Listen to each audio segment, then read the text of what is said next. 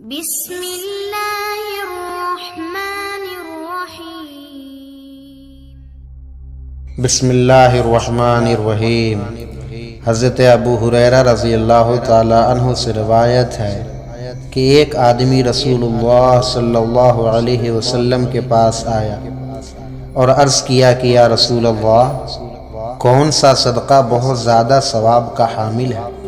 تو آپ نے فرمایا، اس صدقے میں زیادہ ثواب ہے جو تندرستی اور صحت مندی کے حالت میں دی جائے، اور جب تو فقر سے ڈرتا ہو اور غنا کی امید رکھتا ہو، اتنی مہلت نہ لے کہ سانس اکھڑ جائے اور سانس اکھڑتے وقت تو کہے کہ یہ مال فلاں کو دے دو، یہ فلاں کو دے دو، وہ تو پہلے ہی فلاں کا ہو چکا ہے۔ یہ حدیث بخاری مسلم دونوں میں ہے۔ معنی یہ ہے کہ اللہ کی رضا کے لیے اپنا مال خرچ کرنا ایک بہترین عبادت ہے۔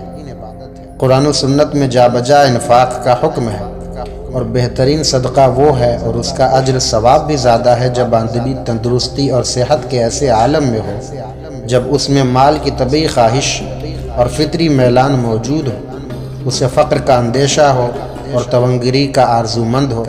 وجہ اس کی یہ ہے کہ اس حالت میں جو شخص اللہ کی راہ میں صدقہ کر رہا ہے، اس کی نیت رضا الہی کے حصول کی ہے، اور وہ ایک عزم صمیم کے ساتھ اور شوق و رغبت کے ساتھ اپنا مال اللہ تعالیٰ کی راہ میں دے رہا ہے۔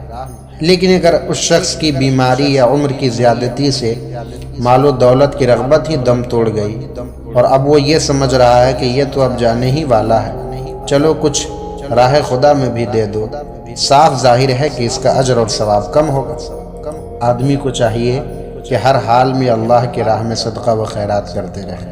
اللہ ہمیں بھی عمل کی توفیق عطا فرمائے، آمین۔